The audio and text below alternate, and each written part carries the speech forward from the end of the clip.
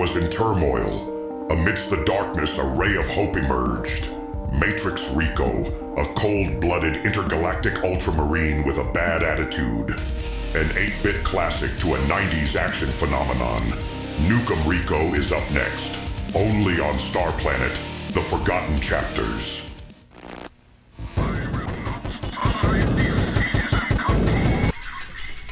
The multiverse is infinite, with a never-ending supply of stories. And these are the Forgotten Chapters. Greetings, true champions of the cause. Welcome to Star Planet, The Forgotten Chapters. I am the tenebrous Arius Valo. In this captivating episode of Forgotten Chapters, join us as we embark on a journey into the fantastical realm of Nuke Em Rico, a legendary 90s video game franchise, hailing from the intriguing universe 8870. Our focus will be on delving into the initial chapter of the novelization, inspired by the narrative of the groundbreaking first video game. This game, a Sega masterpiece, made its debut on the 13th of October 1991, originally gracing the beloved Sega Master System. Now, in the alternate reality of Universe 8870, Sega emerged triumphant in the gaming wars, eventually acquiring and assimilating its rival Nintendo into the grand Sega empire. Nintendo, once a competitor, now thrives as one of Sega's brands, all thanks to the seismic impact of Sonic the Hedgehog's release on the 25th of October 1991, and the enduring success of the classic juggernaut, Nuke Em Rico. The game's programmer, Haruto Kagawa, drew inspiration from the arcade classic first-person shooter, Operation Wolf, and the iconic 1984 2D scroller, Impossible Mission, shaping the foundation of his creative vision. However, the pivotal influence on the game's development came from none other than the powerhouse performances in Arnold Schwarzenegger's action-packed movies, Commando, Raw Deal, Predator, and The Running Man. These cinematic influences played a crucial role in the game's narrative and design, establishing a thrilling experience that resonated with fans. The culmination of these elements led to Arnold Schwarzenegger himself, starring in the 1994 blockbuster movie adaptation of the game series. The success of the film didn't stop there, spawning 5 sequels that continued the gripping storyline. Marvel Comics brought the thrilling adventures to the page with an ongoing comic book series, adding another layer to the franchise's expansive universe. Expanding beyond the page and the silver screen, the franchise reached new heights with 4 seasons of a Saturday morning cartoon series. Additionally, a straight-to-TV live-action series featuring the charismatic Luke Booker further solidified the game series' cultural impact, creating a multimedia phenomenon that left an indelible mark on entertainment history. And that, true champions of the cause, is where our story begins, written by Scott Adam Hart, and with cover art by Nanali Jiangwei. Let's dive into the first chapter of Nuke Em Rico, Book 1. Introduction. The universe was in turmoil. Totalitarian regimes ruled with an iron fist, crushing any signs of dissent with brutal force. In the midst of this darkness, a ray of hope emerged. The Gold Cobras, a special operations team led by the legendary Matrix Rico. These men were the best of the best, a group of elite soldiers who had been handpicked for their skills and their unwavering commitment to the cause of freedom. For years, the Gold Cobras had fought tirelessly against the forces of oppression, taking down some of the most brutal regimes in the galaxy. Their exploits had made them heroes in the eyes of many, but they had also made enemies. As the years went by, members of the Gold Cobras began to retire and settle into civilian life. They thought they had left their dangerous past behind, but they were wrong. One by one, former members of the team began turning up dead. Prologue. Trimming the fat. The death of Sergeant Thomas Taylor. The city pulsated with an otherworldly glow, a celestial spectacle of pixelated wonders that eclipsed the very essence of humanity. Neon lights danced in erratic patterns, and futuristic skyscrapers, etched in the language of pixels, loomed like sentinels over the forsaken streets. Here, in this technocratic abyss, the tendrils of progress had woven a tapestry where the human spirit waned, devoured by the insatiable hunger of a digital dominion. The air was thick with heat and humidity, a suffocating cloak that clung to every breath. Down a dimly lit suburban street, two police officers, their Hispanic features etched in the eerie glow of neon, ventured into the abyss. Uniformed watchmen in a city ruled by the electronic whims of unseen puppeteers. The desolation was palpable, save for a lone taxi station near a house down the street. As they neared, a man emerged, a soldier's physique, red-haired and steely blue eyes, held secrets that echoed in the metallic resonance of his prosthetic leg, a testament to battles fought in loyal service. His hand graced the taxi's roof, and it levitated with a hiss of steam. Another worldly chariot. "Evening, officers," the man intoned with an unsettling calm. A nod from the first officer. "Evening. A lovely night," he replied, the air charged with an unspoken tension. The man's eyes, blue as the clear day, locked onto the officer's. "Has it been a quiet one?" he asks. "So far. These types of areas are a good shift, though," the second officer replied, a glint of something sinister in his smile, a golden tooth catching the neon glow. "Excuse me, sir. Are you Thomas Taylor?" the first officer queried, a sense of impending doom hanging in the air. Thomas's brow furrowed. Yes, I'm Thomas Taylor. Do I know you?" "Have a good night, Thomas," the second officer said with a chilling finality. In an instant, the facade crumbled, and the two men whipped out rapid-fire laser guns, and beams of light erupted in a deadly dance. Pixels exploded from Thomas. The very fabric of reality unraveled. Lifeless, he crumpled to the ground. Residents, drawn by the dissonance of destruction, emerged like sleepwalkers from their homes. A woman's scream echoed through the ether as the lifeless form of Thomas lay sprawled on the ashen ground. The officers, now transformed, discarded their uniforms into a nearby dumpster, as if abandoning the remnants of a charade.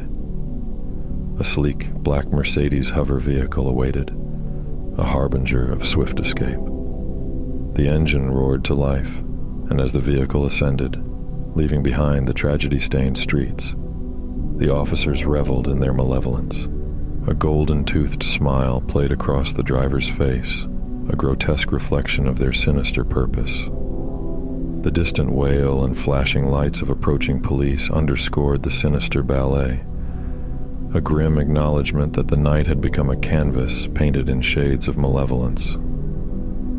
The death of Sergeant Bobby Jordan. Neo Hendrick, a vibrant tapestry in the heart of the pixel-punk metropolis that was Central Bridge, throbbed with life and color.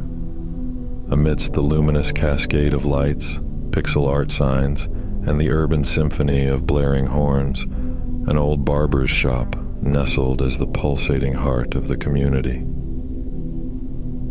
Every evening, weary men sought refuge within its hallowed walls, a sacred space to unwind, share tales, and submit to the rhythmic hum of clippers.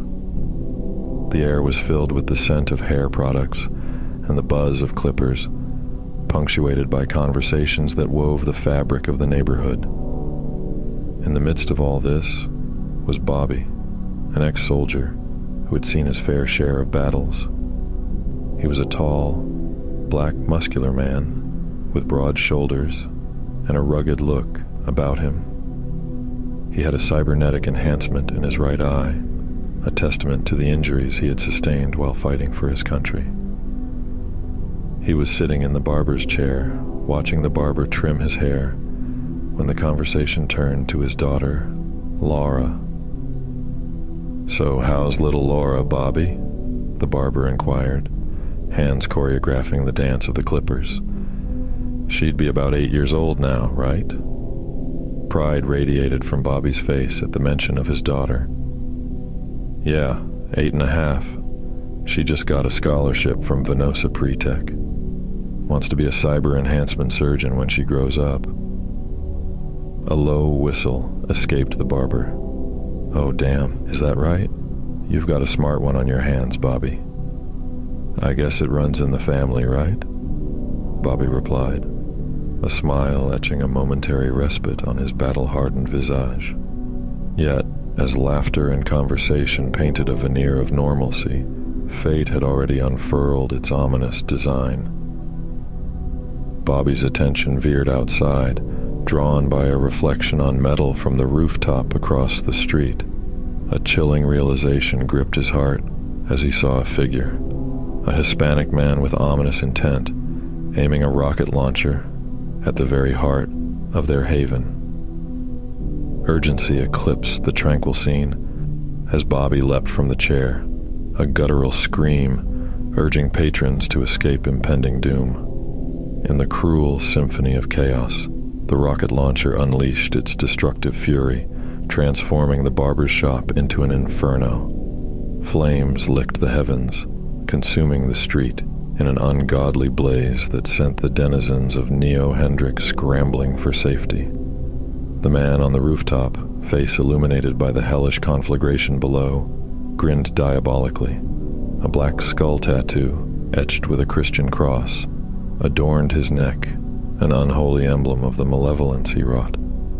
The rocket launcher, now discarded, clattered to the street as he vanished into the night, leaving behind a scarred canvas of shattered lives and burning memories. The death of Sergeant Major Robert Barry, the vibrant pixel punk pulse of Odensburg Port Costa, masked the ominous undercurrents that lurked beneath the everyday hustle.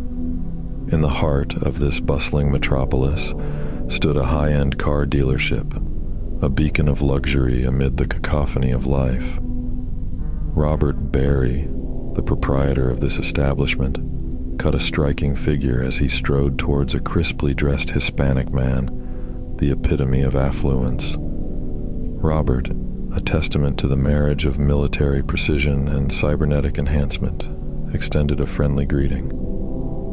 "Looking for a new ride, sir?" Robert inquired, his mustache framing a friendly smile. The Hispanic man responded with a glint of confidence. "Yeah, thought I'd treat myself, you know."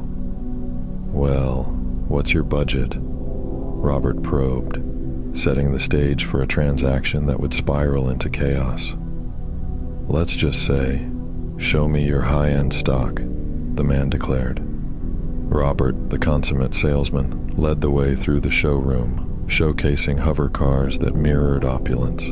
Their journey culminated at a cherry-red marvel, the Elbancia Skyver GT V3, a fusion of power and elegance, a symbol of technological prowess. "This here is the Elbancia Skyver GT V3, Robert proclaimed, his hand gesturing towards the machine. "A beautiful piece of engineering. It boasts a massive 2290 blast drive on top of a gorgeous 3000 GS pistol pipe injected engine." Ray, the potential buyer, marveled at the sleek exterior. "Whoa," he uttered, captivated by the machine's allure. "I'm sorry I missed your name?" Robert inquired, extending his hand. "Ray," came the reply, a prelude to the unraveling tragedy. "Robert," he replied, blissfully unaware of the impending storm. "She's beautiful," Ray admired.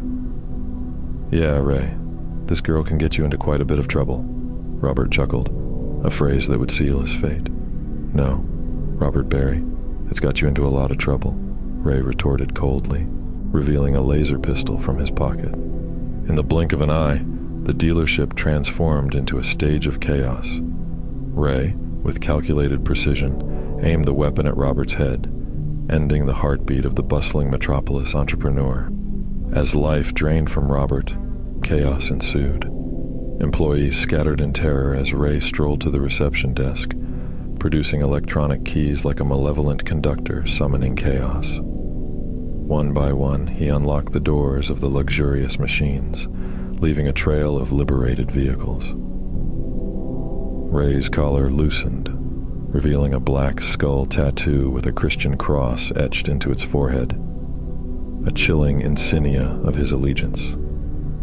He commandeered the Elbensia Skyver GT V3, the engine humming in ominous satisfaction as the vehicle lifted off the ground.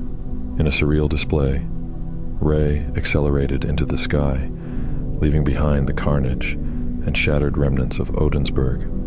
The once luxurious showroom now echoed with the ghosts of chaos, a testament to the unforeseen horrors that could emerge from the shadows of an ordinary day. The death of Sergeant Louis Vander. The sun, a relentless orb of heat, cast its fiery gaze upon the shimmering waters of Lake Cynthia, cradled at the heart of Cordona, the sprawling pixel-punk city. In the midst of this aquatic sanctuary, a small tin boat navigated its way to the center, guided by the hands of a bald man armed with a fishing rod and a silent determination. Despite the absence of visual cues, the man's cyber enhancements granted him a vision that transcended the limitations of the natural world. A soldier's physique hinted at a past filled with battles, yet his muscular frame defied the wear of time, leaving him an ageless enigma. As the boat reached the lake's core, he commanded, audio off, ushering in a profound silence that embraced him. Play nature sounds, lake fishing, he uttered, his voice a steady stream of calm. In response, the artificial symphony of a summer lake emerged in his ears, the gentle lapping of water, the harmonious chirping of birds, and the soft rustle of leaves. A smile graced his face, savoring the serenity that enveloped him. Vision off, he declared, plunging himself into darkness with a beep. There, amidst the stillness, he basked in the tranquil embrace of the lake. Extending his hand towards the esky for a beer, he triggered his computer implant, instructing, "Activate danger sensors." A gentle reply echoed in his mind. "Activated, Louis. Enjoy your relaxation," before the voice vanished with a beep. Louis, now immersed in the symphony of synthesized nature, cracked open a beer, the satisfaction of the moment evident in his contented sigh. "Ah, it's about time I got to relax," he mused, a momentary escape from the tumultuous currents of his existence. Abruptly, a sharp zap reverberated across the lake, shattering the peaceful facade. A laser beam, as swift and unforgiving as fate, tore through Louis's skull. His body crumpled back into the boat, a cascade of ripples marking the tragic climax. The beer can slipped from his grasp, sinking into the lake's depths, a silent witness to the violence that had disrupted the once harmonious symphony. The nature sounds, once serene, now devolved into static, the tranquility replaced by the harsh echoes of an unforeseen sniper. Okay, true champions of the cause, I'm glad you're still with us. We'll see you after the break. You are watching Star Planet, The Forgotten Chapters.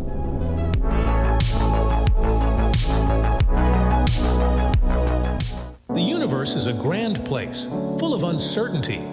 But the one thing you can be sure on is the greatest pizzas can always be found at Pistol Star Pizza, with over 500 trillion outlets throughout the universe. One thing is for sure, you'll never go hungry at Pistol Star Pizza. Pistol Star Pizza. At Pistol Star Pizza. No matter where you are in the universe, there's always one place that feels like home. A place where the fries are fresh and the drinks are cold. A place where the burgers are always cooked to perfection, every time. Everyone knows the galaxy's best burgers are on Star Planet. Starries eat in, eat out, but always eat the best.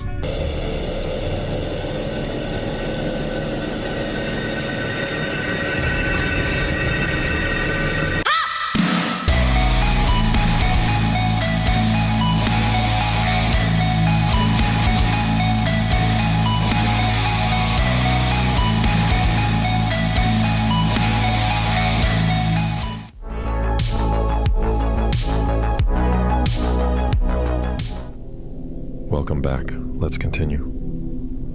Chapter 1. Rico, a towering sentinel, surveyed the sprawling pixel-punk city of Arcadia from the edge of a cliff, his imposing silhouette casting a long shadow over the landscape. With hands clasped behind his back, his chiseled physique spoke of a history etched in military rigor. Standing at over 6 feet tall, he commanded the space around him, a steadfast guardian. As the sun dipped below the horizon, painting the sky in fiery hues, a large, well-lit house behind Rico served as a sanctuary in the tumultuous world below.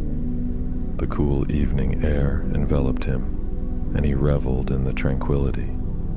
Yet, the solitude was disrupted by the unmistakable sound of approaching footsteps. A small smile crept onto Rico's face, anticipating the playful interruption. His daughter Sasha, a vivacious 14-year-old with flowing blonde hair and dimples that mirrored her father's strength, appeared behind him. With a mischievous grin, quietly she hopped up onto a rock located just behind her father. She covered his eyes, giggling in delight. "Guess who?" she teased. "You need to do better than that if you want to sneak up on me. You stepped on 3 branches, and I could hear you breathing." Sasha pouted. "What? No way I got you, Dad." Rico laughed. "Nope, you didn't." "Did too," Sasha insisted, sealing her playful victory with a kiss on his cheek.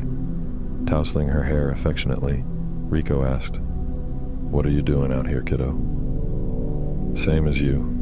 Just enjoying the view," Sasha replied, stepping down from the rock. Rico chuckled. "Well, be careful out here at this time of night. It can be dangerous. Not with my daddy here. You'll protect me." Sasha winked, confident in her father's guardian presence. Rico shook his head, grinning. "Is that right?"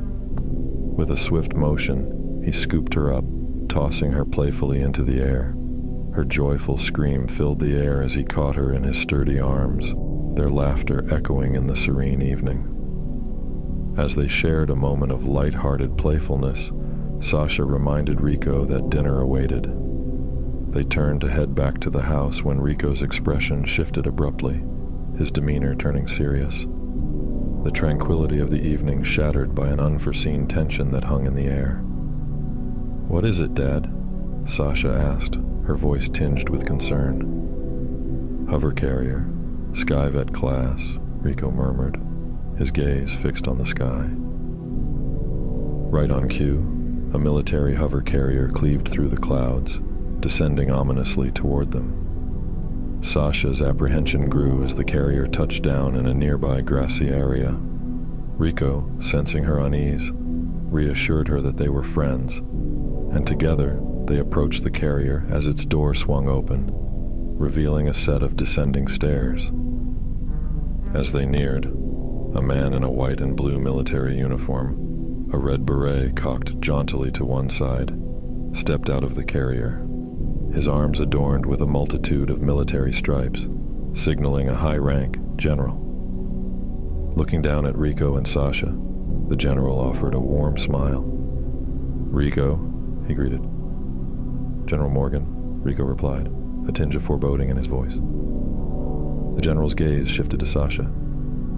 "You must be Sasha," he said, his smile softened.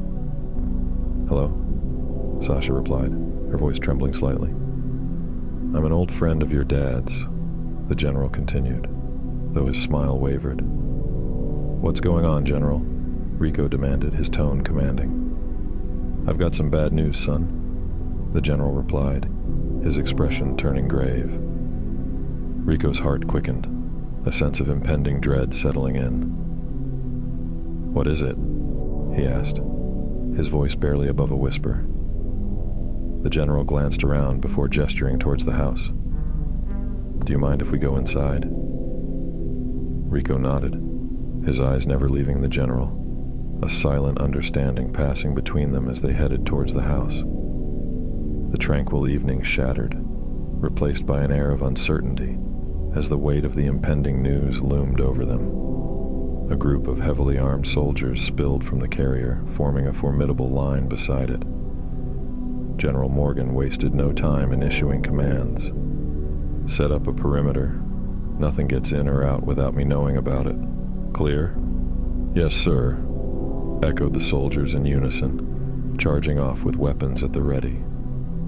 Inside the house, Rico led General Morgan to the kitchen table, a silent acknowledgement of the gravity of the forthcoming conversation. I'm sorry to have to bring you this news, Rico, but there's been a string of murders, and all of the victims were former members of the Gold Cobras, the general revealed, his voice weighted with solemnity. Rico's stomach twisted into knots. What? He exclaimed, a rising alarm in his voice. Despair hung heavily in the room. The general's face bore the weariness of the bearer of grim tidings. He sighed heavily, removing his beret and placing it meticulously on the kitchen counter. Sasha cast a concerned glance at her father. It's bad, Rico, the general continued, his voice low and laden with emotion. They're all gone. A cold dread gripped Rico as his heart seemed to stall. He knew what was coming next, yet the words felt like an impending avalanche he couldn't escape. You're the only one left, Rico, the general uttered, his voice strained. Rico's hands clenched into fists, anger coursing through him. How? He asked through gritted teeth. The general took a deep breath before laying bare the harsh truth. Taylor was gunned down in the street by two men posing as police officers. Jordan fell victim to a shoulder-mounted anti-aircraft rocket. There's nothing left to bury. Vander was hit by a sniper while fishing in East Vyhorn Lake. Barry was shot in the head at his car dealership. You're the only one still breathing. The room was consumed by an oppressive silence, the weight of loss hanging in the air like a heavy shroud. Rico's fists remained clenched, his breaths uneven as he grappled with the enormity of the devastating news. The echoes of their camaraderie resonated through the room, now replaced by the haunting emptiness left by fallen comrades. A nauseating cocktail of grief and anger surged through Rico. His jaw clenched so tightly it threatened to shatter. These fallen comrades were more than soldiers. They were brothers in arms, companions in the crucible of war. Who did this? Rico demanded, his voice a low, menacing growl. The general's eyes flickered with a mix of fear and respect. He understood the tempest of fury within Rico, justified by the shared blood spilled on the battlegrounds of the past. Remember the mission in the People's Republic of El Vasu? The general began slowly. The drug cartel, the catch, and kill. Well, intelligence says our old friend Helberto backed his consciousness up on a celestial hard drive. Now he's reformed the Black Angel cartel and running around in some kind of cyborg body. Shock and disbelief widened Rico's eyes. Helberto, a formidable adversary before, now resurrected in a form tantamount to invincibility. Sasha, sensing her father's turmoil, gently laid her hand on his, offering what comfort she could. He's coming for you now, Rico. We don't know when, and we don't know how, the general warned urgently. That's why I've got a carrier full of heavily armed men outside on an asset protection protocol. I can't let you wind up like the others, Rico. You're too valuable, and I can't let another Gold Cobra leave another kid fatherless. Rico's anger radiated, glaring at the general. Let him come, he gritted out. Rico, think. We don't know what he knows about you now. You may not be his target, the general reasoned, his eyes flickering toward Sasha with concern. He wouldn't dare, Rico declared with unwavering conviction. The tension in the room reached a boiling point. Suddenly, a soldier outside the house shouted, "Contact!" Rico and the general pivoted toward the windows, urgency etched on their faces as the night outside erupted in flashes of laser fire. Rico, swift as a protector, seized his daughter, bellowing, Get down." He slammed her to the floor, sheltering her from the impending storm. The general, with practiced reflexes, drew his sidearm, seeking refuge behind the kitchen bench. "Get to the safe room, Sasha." Rico's voice cut through the cracks of laser fire, the kitchen disintegrating into a pixelated chaos. Sasha, though gripped by fear, instinctively knew what to do. She scrambled to her feet, hurtling towards the hallway, with Rico and the general hot on her heels. "Go, go, go, I'll cover you," the general shouted, determination echoing in his voice. Rico's heart pounded in his chest as they burst into the hallway.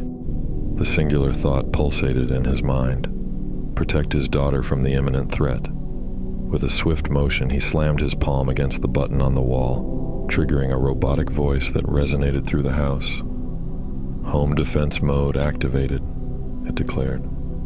In an instant, the house sprang to life, a bright blue force field materializing around its perimeter, crackling with energy as it repelled any encroaching danger.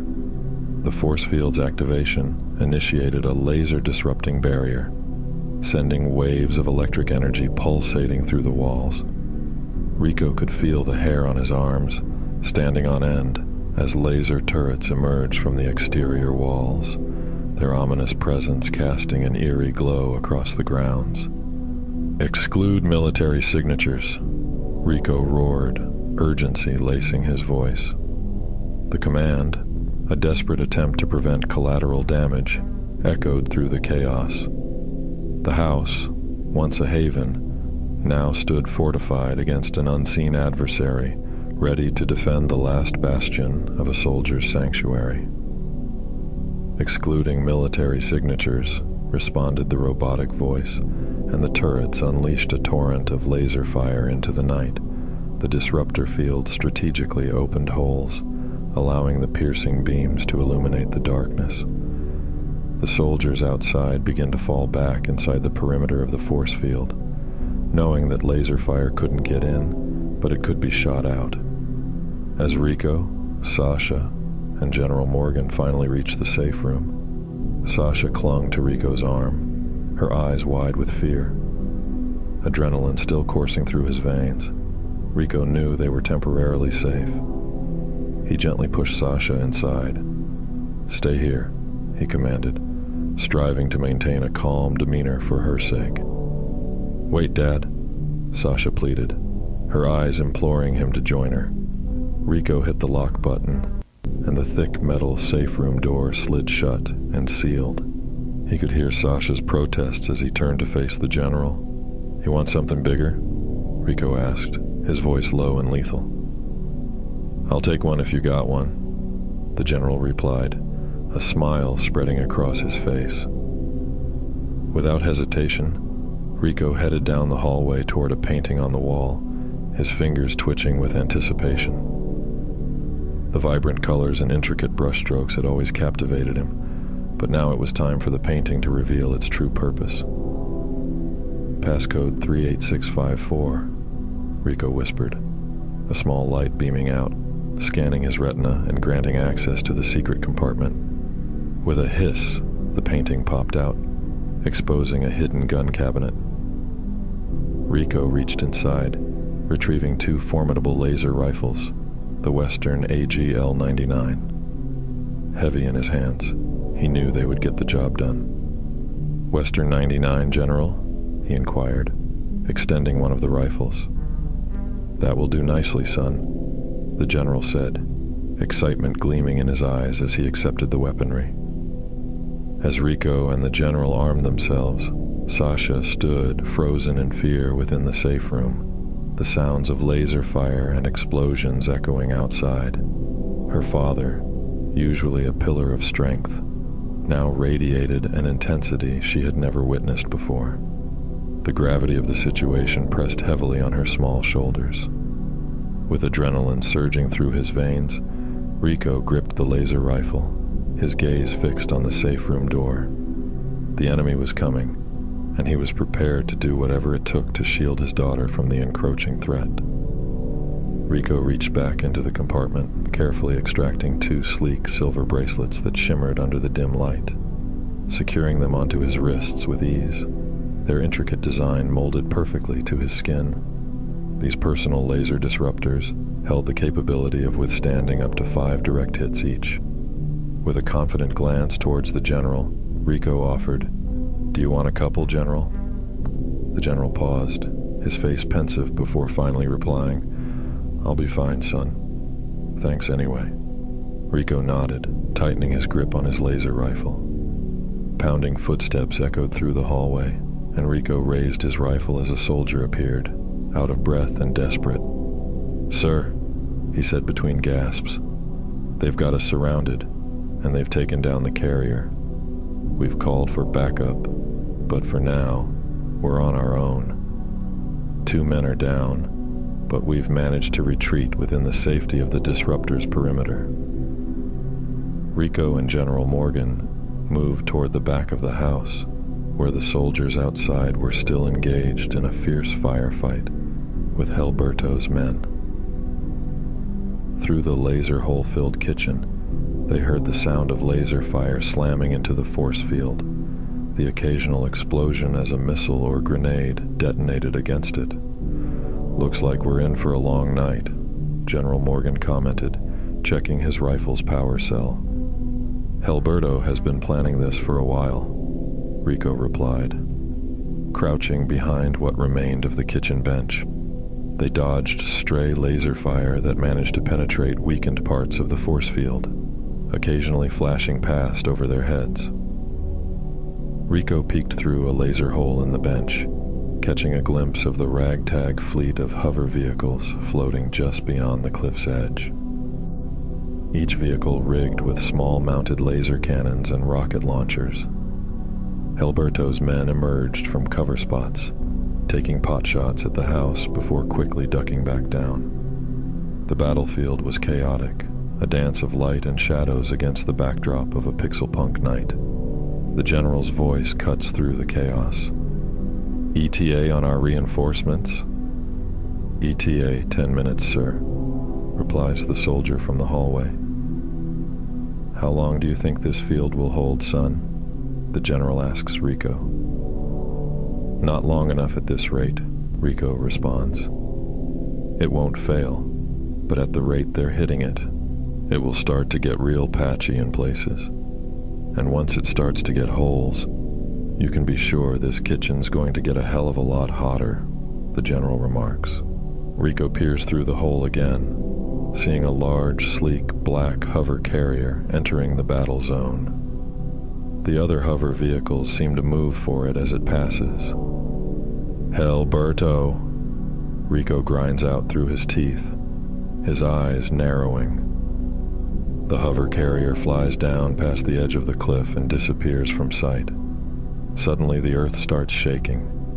Rico looks around in concern, wondering what could be causing the ground to shake so violently. "The hell is that?" the general says. Suddenly, there is a massive explosion from beneath the house, causing half of the ground to fall away from the cliffside along with half of the house. The metal box safe room that Sasha is inside becomes exposed and begins sliding down the cliff. "Sasha!" screams Rico as he watches in horror. Suddenly, the black hover carrier flies up into sight. It fires a massive metallic lead towards the sliding safe room.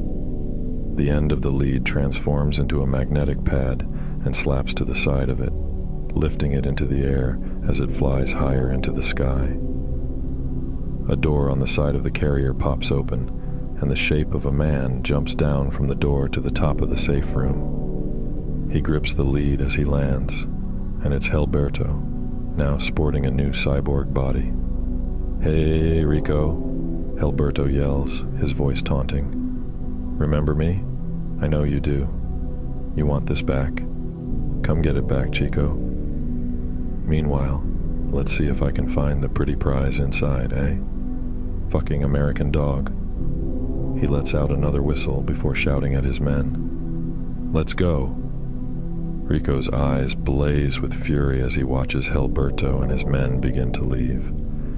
He knows that he must act quickly if he wants to save Sasha. Helberto's men on the ground were fleeing the scene, leaving a trail of destruction behind them. They were getting into a hover vehicle that had pulled up next to the edge of the cliff. Rico jumped to his feet, his eyes burning with determination. He knew he had to act fast. The general watched Rico intently, his expression a mix of concern and admiration. "Rico," the general shouted. God damn it. Rico was sprinting towards what was left of Helberto's men in his backyard. He tore through the force field and charged towards the remaining henchmen. His rifle was at the ready as he fired a round into the chest of one of the henchmen, watching as it tore him apart. He could hear the general yelling for his men to lay down cover fire. He fired at another one of the henchmen, tearing his head open, and cracked another with the stock of his rifle, breaking his jaw and rendering him unconscious. As he charged forward, another henchman turned around and fired his laser at Rico. The round hit Rico's personal disruptor field. "One," Rico said to himself as he blasted a succession of laser rounds into the henchman. Another henchman opened fire on Rico, but his rounds hit the disruptor field before being taken out by cover fire from the general and his men. 2, 3, Rico muttered to himself, counting how many more rounds before his disruptor field gave out. He knew that he needed to act fast if he was going to catch up with the fleeing hover vehicle. As he got closer to the edge of the cliff, he saw the hover vehicle loading up the henchmen. The driver saw Rico and pulled away from the cliff, making a sharp descent towards the city below. One of the henchmen fell off the vehicle, plummeting to his death. But there were still a small group of henchmen left at the edge, and they turned around to face Rico. Some were taken out by laser fire while others opened fire back. 2 laser rounds hit Rico's disruptor field directly, causing him to grit his teeth. 4, 5, he said to himself, knowing that there were only 5 hits left. Rico roared as he ran through the group of henchmen, knocking some off the cliff as he leapt from the edge. He gritted his teeth as he fell, his sights set on the hover vehicle below him. He pulled his arms by his side and locked his legs together, turning himself into a dart as he dropped towards the vehicle. At the last second, Rico flexed his right arm, causing a surge of electricity to run down it and burn the sleeve of his shirt. Suddenly, the skin on his forearm burst open and tore away to reveal a cybernetic arm. Rico reached out and grabbed hold of the hover vehicle, crushing his grip onto the panel with his robotic arm. He yelled in pain as the robotics tore at what was left of his flesh, feeling the force of a sudden stop from free fall. The hover vehicle was thrown off its path for a second and swayed in the air before correcting itself. Rico began to climb up the side of the vehicle as a single round of laser fire blasted out from the inside, just missing his head. With his left hand, Rico gripped a sturdy hand grip on the edge of the roof of the vehicle. He reached back with his right, the robotic arm clicking and humming. As he punched through the hole, the laser blast left and then tore away at the metal to reveal the henchmen inside. A couple of henchmen managed to get off a few rounds, hitting Rico's disruptor field directly as Rico's robotic hand began to wind and click as it changed into a laser cannon. 6, 7, 8, Rico said to himself, knowing he only had 2 free passes left. Rico unloaded his weapon into the inside of the vehicle, the light from the laser fire illuminating the interior. Rico then climbed to the roof of the vehicle, his robotic hand laser gun changing back to resemble a hand. He began to make his way to the front of the hover vehicle, the anger on his face becoming more and more defined as he does. Rico stood on the now mangled vehicle, his grip tight on the roof as he tried to steady himself. His heart was racing with adrenaline as he surveyed the scene before him. He knew that he had to act fast if he wanted to catch up to Helberto and his men. He reached back with his robotic arm and punched through the roof of the driver's side of the vehicle. With a grunt, he began to tear back the metal roof like a can opener.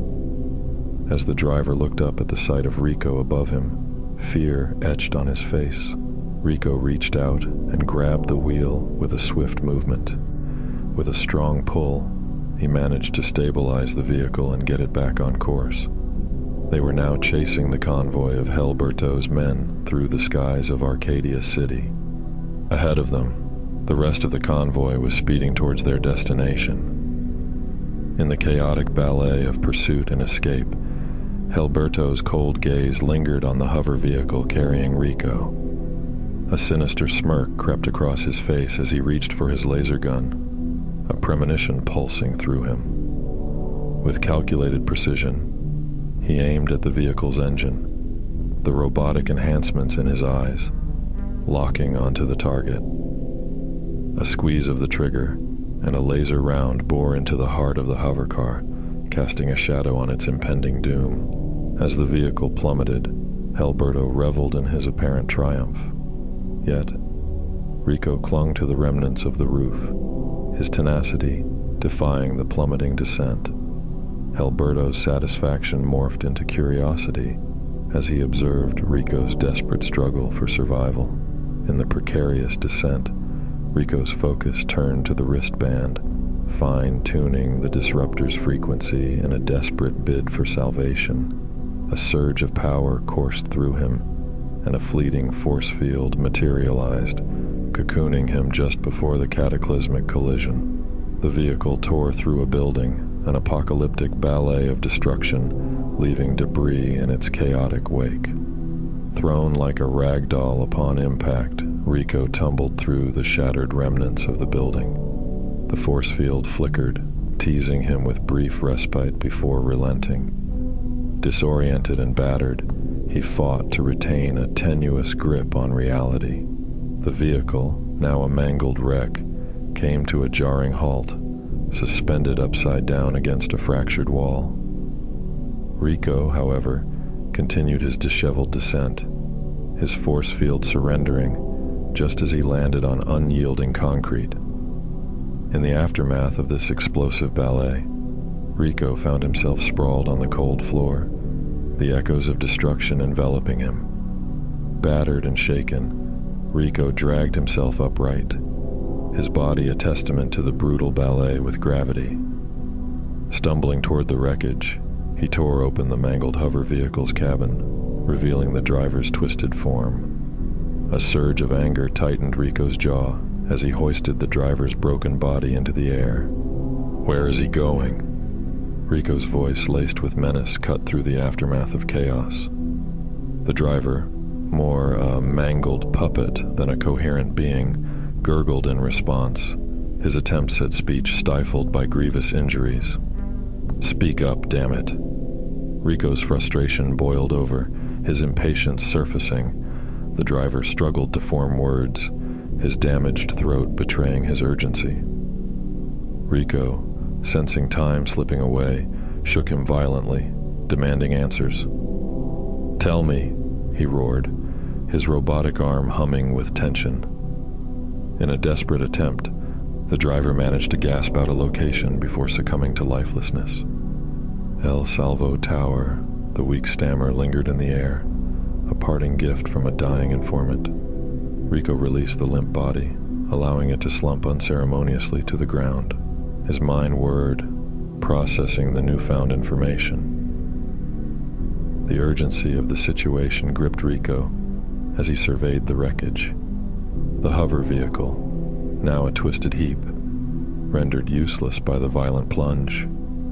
El Salvo Tower beckoned, a destination laden with ominous possibilities. Rico, grappling with the aftermath of the crash, knew time was of the essence. The building they collided with stood as a testament to the cataclysm, twisted metal and broken concrete creating a nightmarish landscape. Smoke billowed, alarms wailed, and the urgency in the air was palpable. Rico, steeling himself with a deep breath, cast a quick glance around. The crash had triggered an exodus. The area was devoid of life. Rico's heart pounded like a relentless drumbeat as he sprinted through the alleyway, shards of wreckage from the crash strewn across his path. The blaring sirens of approaching police cars echoed through the air, casting an ominous glow on the walls of the surrounding buildings. The weight of the situation bore down on Rico as he neared the police officers, their laser weapons leveled at him. "Get down on your knees!"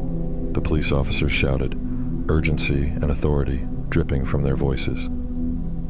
Rico complied, sinking to his knees, with hands raised in surrender. In the midst of this tense confrontation, a commanding voice sliced through the chaos. "Stand down," roared the general, marching through the police line with his soldiers surrounding the officers, laser weapons aimed. Ambulances screeched to a halt, medics rushing towards the damaged building to tend to the injured.